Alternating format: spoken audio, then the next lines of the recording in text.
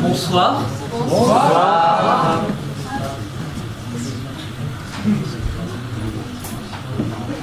L'histoire que je vais vous raconter maintenant se passe et commence il y a très longtemps, à l'aube des temps. À l'époque, le ciel, tel qu'on le voit maintenant, lui était tout noir, pas une lumière dedans. Et les hommes de l'époque avaient comme habitude de marcher tête baissée.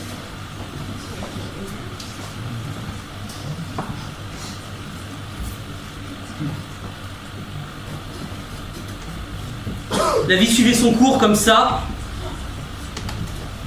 mais il existait une jeune fille un tantinet différente. Cette jeune fille avait le doux nom de Cunégonde, et elle était un peu simple. Elle vivait dans une simple maison, avec pour seul meuble un lit, un lavabo et un sac à dos. Et cette jeune fille, elle avait un rêve, c'était de rendre le sourire à l'humanité. Et elle avait un moyen très simple pour s'y prendre. Elle se promenait dans la rue, elle croisait les gens et elle leur souriait.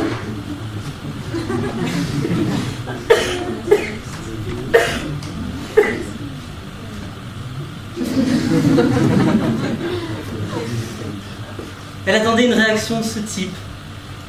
Sauf que les gens, eux, ils continuaient.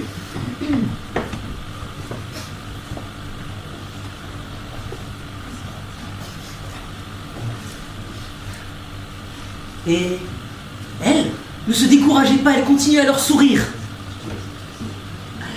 Il y avait une coutume à l'époque, c'était que quand quelqu'un nous énervait, joyeusement, on lui lançait des pierres à la tête. Et c'est comme ça que Cunégonde s'est reçue plein de pierres dans la tête.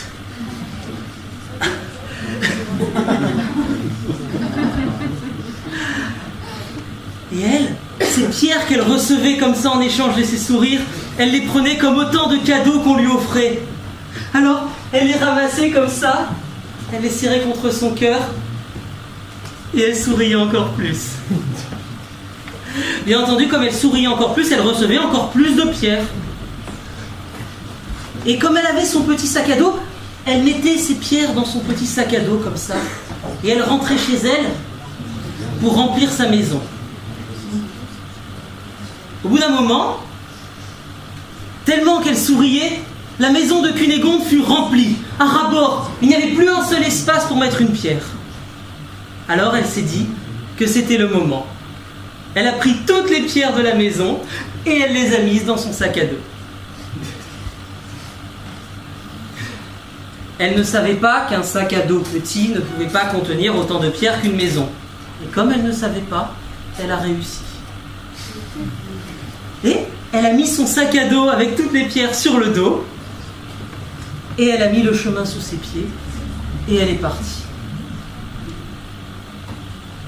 Elle a avancé à travers les villes, les champs, les différents paysages, les forêts, les montagnes. À chaque fois qu'elle rencontrait des gens, elle souriait encore plus. Et elle ramassait de plus en plus de pierres, qu'elle remettait à chaque fois dans son sac à dos. Dans des grandes villes, elle a même ramassé des grosses pierres, grosses comme ça, en forme rectangulaire, qui étaient encore plus lourdes que les autres, qu'elle a eu du mal à mettre dans son sac à dos. Et elle a continué son chemin. Elle a marché comme ça. Jusqu'au jour où elle est arrivée devant un immense désert. Plus de gens. Elle savait qu'elle était proche. Au loin, au bout de ce désert, en avançant comme ça, au sommet d'une colline, d'une dune, elle a vu une immense étendue bleue. L'océan. Et sur le coin, dans un petit coin, au bord de l'océan, un petit point vert. En approchant du petit point vert, elle vit que c'était un arbre. planté là, dans le sable, au bord de l'océan. Un tout petit arbre. Mais plus elle s'approchait, plus cet arbre grandissait. Quand elle fut même à son pied, elle mit 3 jours pour faire le tour du tronc. Et surtout, en levant la tête, elle vit que cet arbre pleurait. Alors tout naturellement, Cunégonde, elle lui demanda « Mais pourquoi tu pleures ?»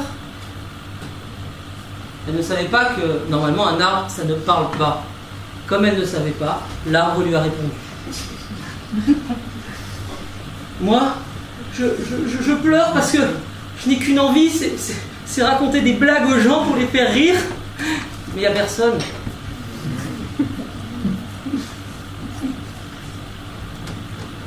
Et pourquoi tu vas pas à la rencontre des gens ? Parce que je suis un arbre. Un arbre, ça bouge pas. Ah bon ? Et t'as essayé ?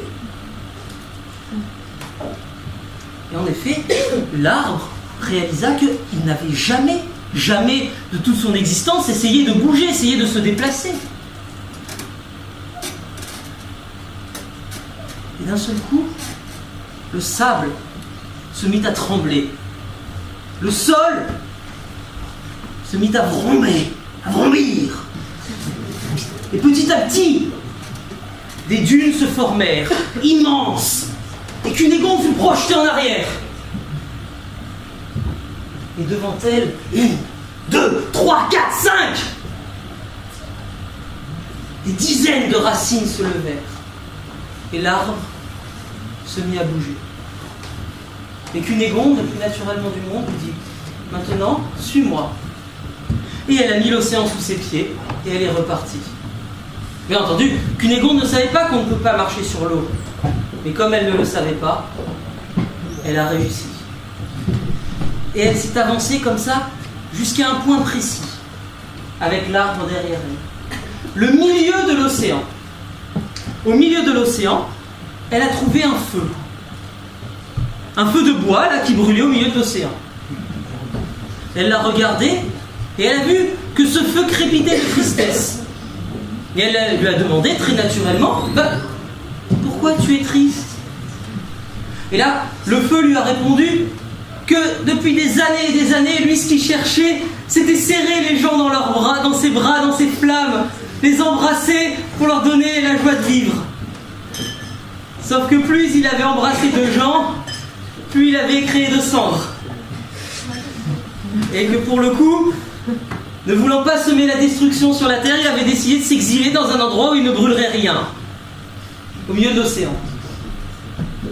Et là, Cunégonde lui a simplement dit « Suis-moi ». Et là, elle a pris le grand escalier qui n'existe pas pour monter dans le ciel tout noir, avec l'arbre et le feu derrière elle. Et ils ont marché pendant quelques années au milieu de ce ciel noir, jusqu'à s'arrêter dans un point précis, un point noir dans le ciel noir, à un endroit précis où Cunégonde s'est dit « C'est là.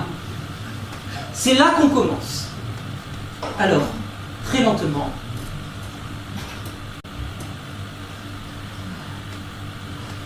elle a ouvert son sac à dos. Elle a plongé la tête dedans. Et elle a cherché. Elle a cherché pendant plusieurs heures, jusqu'à ce qu'elle trouve une pierre. Une pierre précise, qu'elle a posée là, au milieu du ciel noir. Et cette pierre, elle a demandé au feu de l'enlacer avec ses flammes. Le feu s'est exécuté. Il a enlacé la pierre avec ses flammes. Et cette pierre, petit à petit, a pris une teinte jaune-orangée. Le feu s'est éloigné. La pierre a continué à garder sa couleur. Et là, elle a demandé à l'arbre de lui raconter une histoire drôle à la pierre. Et la pierre, elle s'est mise à rire. À rigoler tellement fort qu'elle s'est mise à vibrer un petit peu, à scintiller. Alors, Cunégonde s'est reculée, elle a regardé, elle a dit c'est bien. Et elle est repartie, elle a reposé à un autre endroit une pierre, elle a redemandé au feu de la serrer dans ses flammes, Elle a redemandé à l'arbre de lui raconter une histoire drôle. Et elle a continué, comme ça, dans le ciel, elle a marché. Et sur terre, les gens ont continué à baisser la tête comme ça, et un jour, il y en a un, pour une raison obscure, il avait dû marcher sur une pierre ou quelque chose comme ça. Il s'est retrouvé à lever la tête et il a vu les petits points formés par Cunégonde. Et alors il a invité les autres à lever la tête et les hommes se sont mis à regarder le ciel. Et depuis ce jour-là, les hommes lèvent la tête.